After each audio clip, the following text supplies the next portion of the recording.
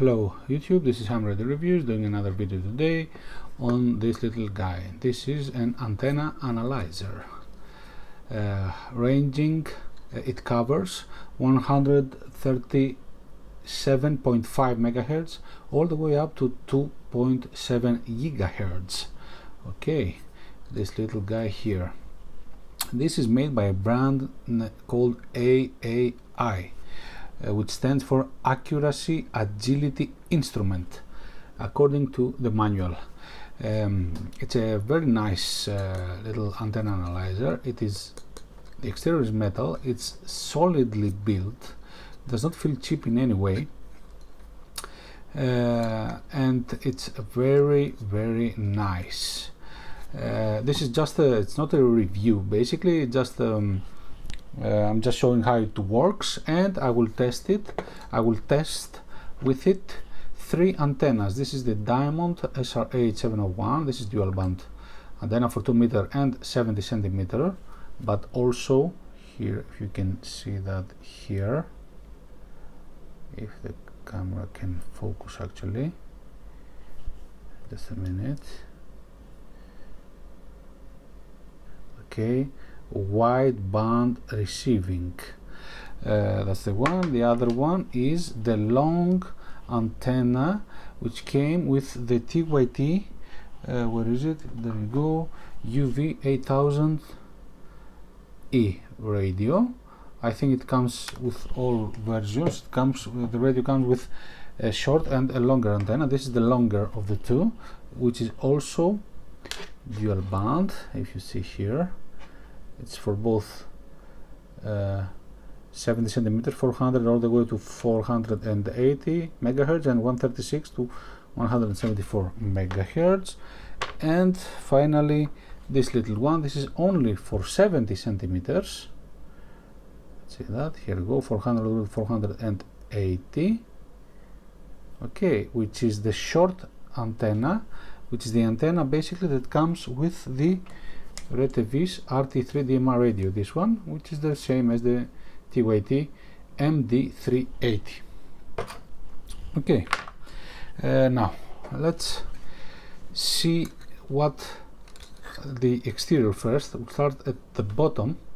At the bottom you have the charging port. It is a mini USB. It is only for charging. We cannot use this port to connect it to a PC to download data or anything like that. It is only for charging. It needs at least 1 amp of current, so make sure some USB ports might not offer 1 amp, so better charge it to through a wall adapter. Okay, this LED is the charging status. I think it's constant lit when it is fully charged. And here is a reset button. They say in the manual that if for some reason it gets stuck, it crashes or things like that, just hit the reset button and it should come back. And there are also 4 screws here, Phillips screws, which you can allow you to open the device, and on the top there are 4 screws. We'll get to the top in a bit. Okay, in the sides nothing, in the back also. It's a very nice, solidly built. Okay, at the top we have a selection knob here. Not sure if you can hear that. Let me put it here with clicks. It does not stop, it does not end. Okay, it continuously rotates, and this is also a push button, like that. It's got the same functionality as the OK button. And here we have the antenna connector. This is a SMA female antenna connector, which means that it does not accept your Baofeng radius antenna, for example, but of course you can use it. You can measure your Baofeng antenna with an adapter, an SMA male to SMA male adapter. Okay, and here at the front we have the color LCD screen, which you'll see in a minute, and 4 buttons here, plastic ones, a little bit wobbly, but other than that they have a solid click feel to them. Okay, this is the menu button. These are the right and left arrow keys. This one doubles as a control key, and this is the OK or off on switch, off on button. Accuracy, agility, instrument. I think there's an I missing from here, but anyway, this is the company. And the model is N, that's November, 1201SA. Okay, let's put an antenna on this. I'll put the 70 centimeter antenna first, like that. Okay, and turn it on. To turn it on, we press and hold the control button and the OK button, and it's on. Okay, this is a very nice screen, very nice colors actually, if you see, and it's viewable from all angles. If you see here, there is no problem viewing the screen from different angles, and I think it looks like it's going to be I don't think there will be issues viewing this screen out in the sun. Also, I will add a small clip at the end of this video with the screen, how the screen looks in the sun, now out in the sun. Now we have all or most of the information we will need for measuring our antenna. Here, this screen, basically, this screen is the I think they call it a single measurement screen or something like that. I have the manual open here. Single point, yeah, this is the single point measurement screen. Here we can select the exact frequency, and it will give us the resistance, the VSWR of the antenna. Now we're at the 2 meter band, which this antenna is not for 2 meters, it's only for 70 centimeters. And if you see here, the VSWR is, it would, if this was a radio, basically it would blow up or something. Okay, it will not blow up, I'm just kidding, but this is not optimal, of course. This is not the correct frequency. Now, to select the frequency, we have the arrow buttons. We can use either the arrow buttons or the knob here. We can use the arrow buttons, yes, we can use the arrow buttons to highlight the digit we want to change, and with a knob, we rotate the knob to change the value. A bad thing I don't like about it is that from muscle memory, when I want to change a number, to increase a number, a value, I rotate clockwise, like that, and I expect the value to increase. However, this does not happen here. When you rotate clockwise, the value decreases, and similarly, if I rotate counterclockwise, I expect the value to decrease, but no, this increases the value. If you see here, that's a small, okay, it's a detail, but you know, you have to recalibrate your brain to remember this when using it. Okay, now let's get to in the band. Now we're in the band. Here the VSWR is 1.5. Let's find the exact frequency this antenna is for. We're at 1.5, 438, 437, 436.5, which is the lowest. Is it here? It's around, yeah, this is it rises now. Let's get lower. Of course, when measuring an antenna, it's good if you're away from other from things that could cause interference, for example, other metal things. I have the keyboard here, is the top plate is aluminium. but the differences are not that big, but you know, it's best. Here now it's changing. Okay, and you see the resistance here. Of course, now here this is at, let's leave it here, 436.5 megahertz. Let's see, I have this frequency counter, which is really nice. IBQ is the brand. Let's see if the frequency here, 436. Okay, this is 436.503. It's 3 hertz off, which I believe it's not something to worry about. However, look at that. Look how VSWR. Look at the VSWR. I will just rest the device with the antenna touching the keyboard on its back like that. Look how it changes. That's what I was telling you. When measuring an antenna, make sure you're clear of objects that could cause it to not work correctly. Okay. Let's turn this off. I will do a review on this at some point. Now, this thing in total has 3 screens. The other screen for measurements is to change screens. First of all, we hit the menu button, which is this one. Here we go to the graph screen, and this is really interesting what we can see here. At the bottom here we can see the lower end and the higher end of this graph, of this chart. Of course, this is a bit confusing, but you can get used to it. The fact that the number is here for the lower value does not mean that this is the line that it corresponds to. This is the line that the lower value corresponds to, and similarly for the higher value, which is here, this is the line. So it's for the whole width of the chart.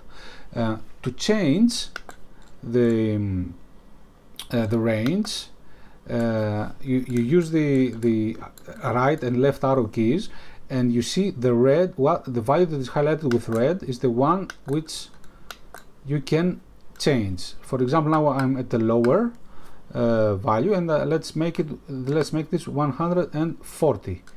I hit OK here, and I want this to become 4. I change with the knob, and here, okay, 140.5, and now I have changed the lower value of the range. Here you will see,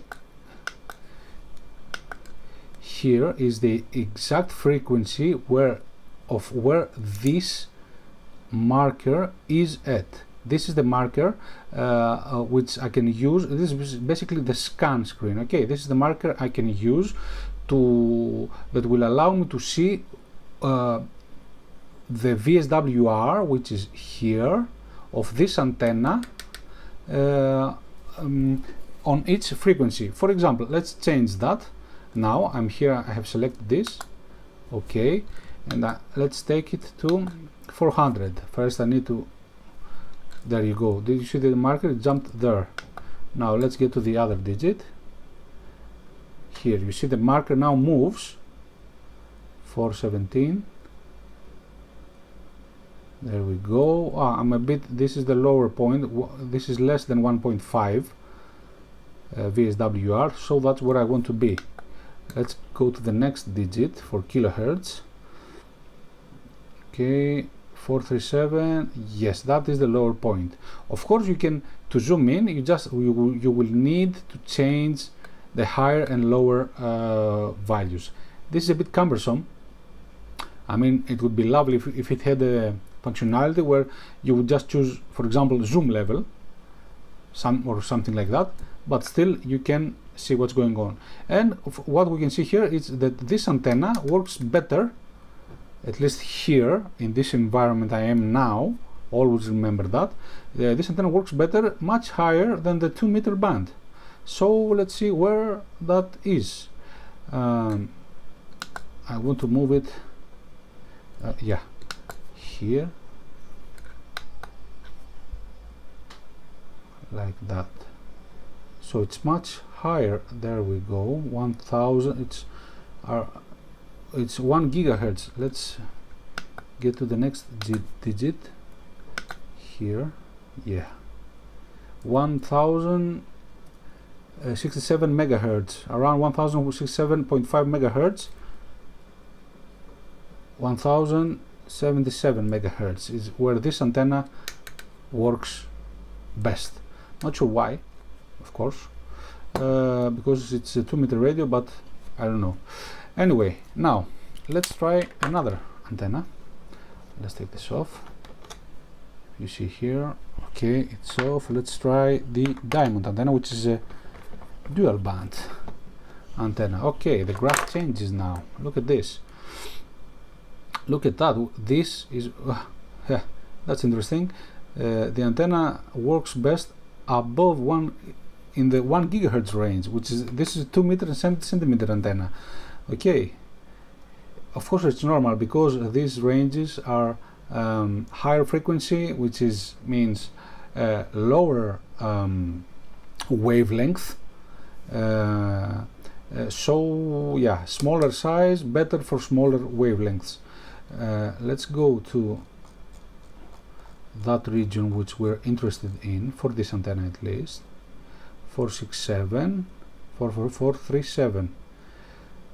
At 437, which is inside the 70 centimeter band, this antenna has a little bit above 3 VSWR. Let's get to the 2 meter band now. You see this marker, I'm moving this marker, and the value this marker is at corresponds to this. Let's see here, in the 2 meter band. Oh, there we are, 150. Okay, I suppose it's a little bit lower than that, but still it's a bit lower than 3 VSWR, which is not good for an antenna that's supposed to be dual band. Of course, at least for the 2 meter band, it's a bit, I would say it's a bit normal, because it's a really short antenna to perform better. Okay, so you see the rubber duckies with your radios, basically it's a compromise, especially for the 2 meter band. It's a compromise. It's you need to get a good antenna that just has lower SWR.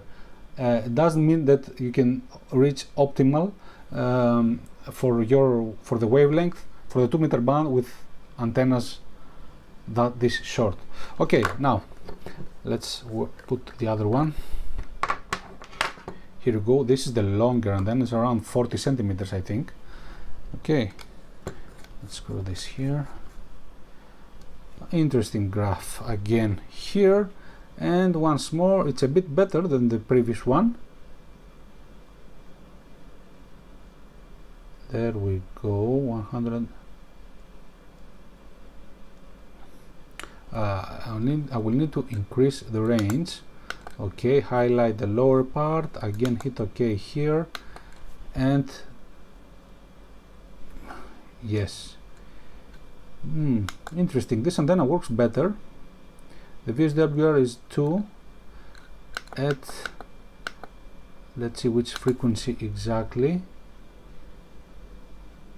Where's the, there we go, 1.1 at 140 megahertz. Here's the marker. Very good, but outside the amateur radio band. Let's get to the other single point measurement screen, and let's get to the 2 meter band and see what is going on.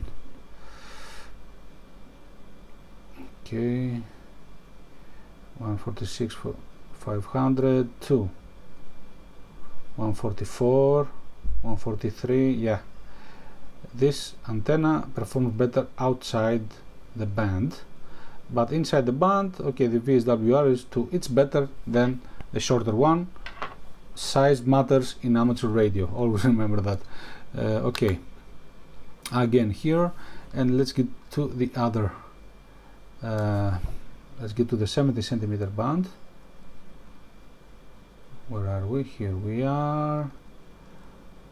We need to go above 430 again. Look at that, 437.5, and the antenna is almost or above 6. Yeah, it's 6. Here's the number. Let's okay, 467.5 is where this antenna works better, and of course, and higher. This is really interesting actually. Let's go higher. Oh, the other way around, you know, I always, let's go, there we go, 1.5 gigahertz. Let's get to the lowest VSWR. This antenna is, the lowest point is 1.3 almost VSWR at 2 gigahertz. Okay, this is really interesting. Okay, these are the antennas I would like to show how they work. There's one more screen here, and this is the setting screen, which there's only one setting you can actually modify here. Press and hold the control and the menu, and you see this is basically an about screen. Okay, battery percentage here, system info, the model, the frequency range, the coverage, software version, battery voltage. This is really useful.